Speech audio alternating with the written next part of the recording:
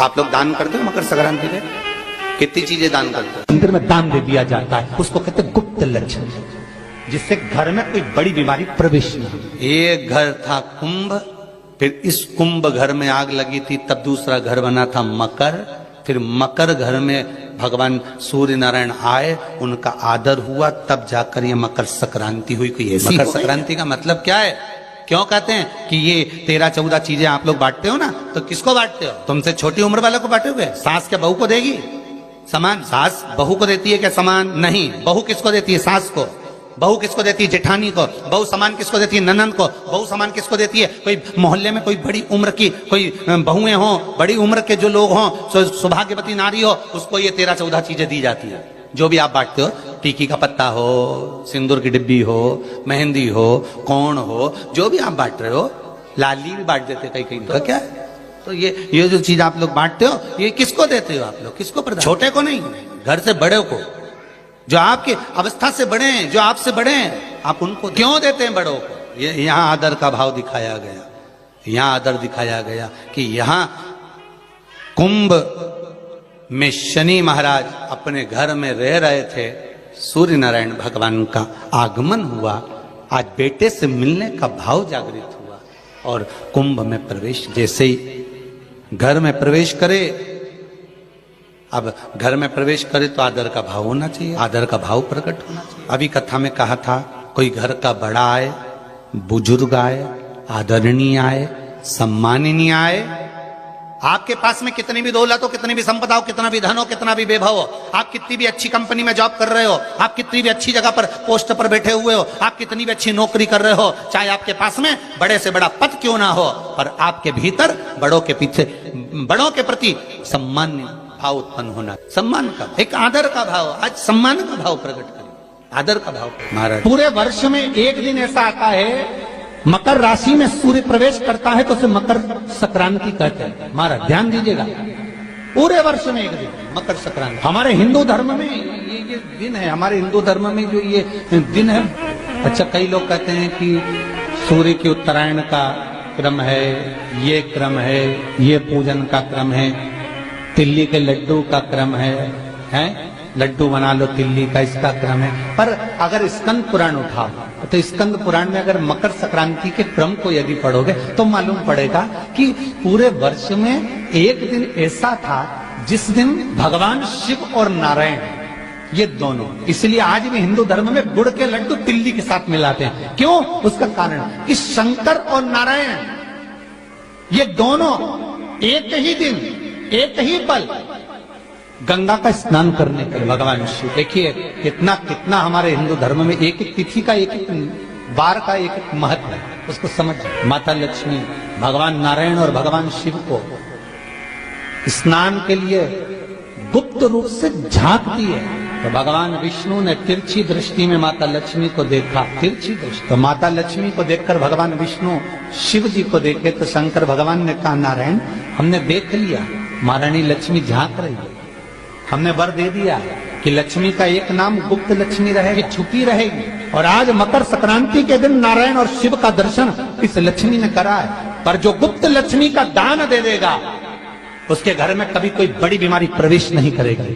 Cancer जैसा रोग, kidney और लीवर का रोग नहीं हो सकता। आज भी नियम है कि मकर संक्रांति के दिन एक लड्डू बनाया जाता है गुड़ और तिल्ली का, उसमें 1 का सिक्का, 2 का सिक्का या कोई लक्ष्मी उसमें फंसा दी जाती है, और लड्डू को पैक कर कर किसी मंदिर में दान दे दिया जाता है, उसको कहते हैं गुप्त लक्ष्मी, जिससे घर में कोई बड़ी बीमारी प्रवेश नहीं हो। वो केवल मकर संक्रांति को ही हो। मकर संक्रांति का जो दिवस है वो कोई साधारण नहीं। आप लोग दान करते हो मकर संक्रांति पे? कितनी चीजें दान करते हो? और सुहागन माताओं को देते हो ना, क्या देते, कितने देते हो? 13-14 कितने हैं? 14। कौन से पुराण में लिखा है कि 14 चीज देना चाहिए? अरे बोलते जाओ जरा जल्दी जल्दी, बड़ी मुश्किल से तो पकड़ाई में आते हो तुम शिवरी नारायण वालों। 14 चीजें दान देना है। किस पुराण में लिखा है? कोई तुमसे पूछ सकता है तो महाराज आप कह सकते हो अग्नि पुराण में वर्णन आता है। कौन से पुराण में लिखा है? अग्नि पुराण में लिखा। देव ऋषि नारद भगवान विष्णु के पास जाकर पूछते हैं, नारायण कृपा करिए। भगवान विष्णु ने पूछा क्या बात है, बोलिए। देव ऋषि नारद क्या चाहते, क्या हो वो बताओ।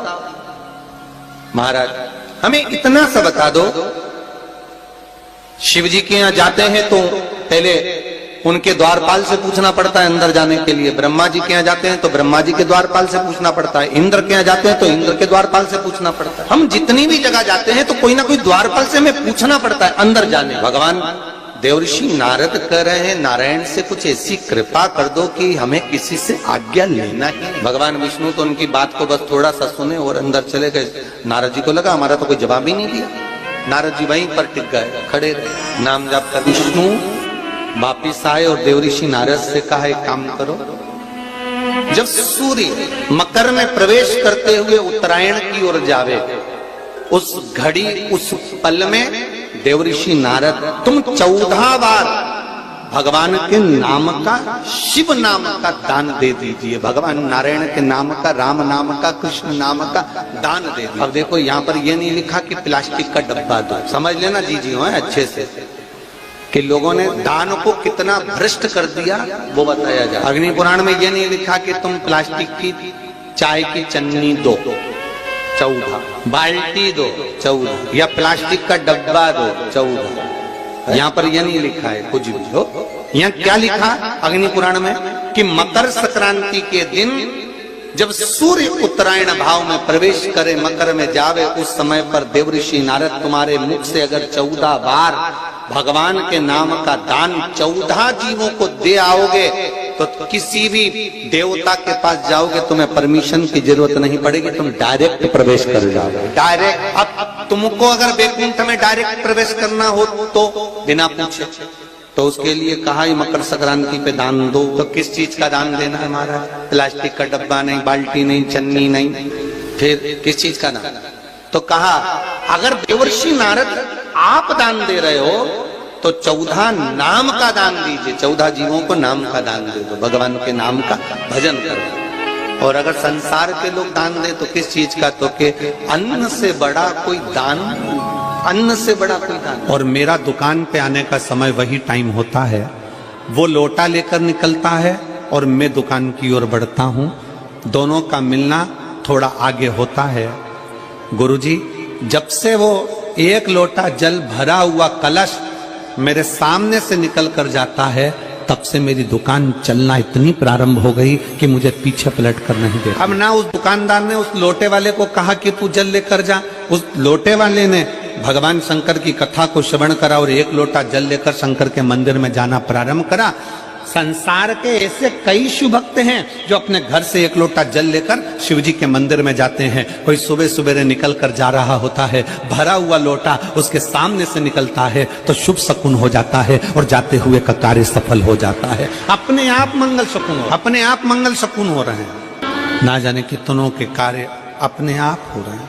और प्रभु आपकी कृपा से सब काम हो रहा है, सब वो कर रहा है, अपन तो केवल एक निमित्त मात्र हैं, केवल एक निमित्तता है। और करते हो भोले बाबा मेरा नाम हो रहा है, भोले आपकी कृपा से सब काम हो रहा है, शिव आपकी कृपा से सब काम हो रहा है। हमारा निवेदन, आप स्वयं जब शिव की भक्ति में लगते हो, ना जाने कितनों का कल्याण आप कर देते हो। एक लोटा जल लेकर जब आप शंकर जी के मंदिर में जाते हो ना, आपका मुख ना जाने कितने लोग देखते होंगे।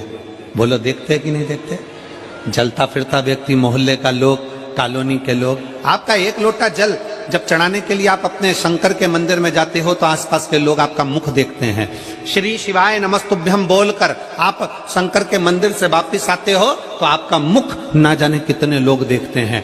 आप भले किसी को 98 मत दो, 54 मत दो, 10 रुपया मत दो, 5 रुपया मत दो, 50 रुपया मत दो, तुम किसी को कुछ मत दो, पर आप शंकर जी को अगर एक लोटा जल चढ़ा रहे हो आप श्री शिवाय नमस्तुभ्यम कर रहे हो, आप पंचाक्षर मंत्र नमः शिवाय कर रहे हो, आप षडाक्षर मंत्र ओम नमः शिवाय कर रहे हो, आपके मुख का दर्शन अगर कोई कर रहा है तो समझ लो कि उसका कल्याण अपने आप हो रहा है। आप उसका कल्याण, आपका तो हो रहा है, पर उसके साथ साथ साथ साथ जो आपका दर्शन कर रहा है, जो आपको देख रहा है, उसका भी कल्याण। इस पूरी कथा में, शिव महापुराण की कथा में जितने बुजुर्ग आते हैं उससे ज्यादा शिव महापुराण की कथा में नवयुवक बेटा बेटी आते हैं, नवयुवक बहुएं आती हैं, नवयुवक मेरे जीजा आते हैं।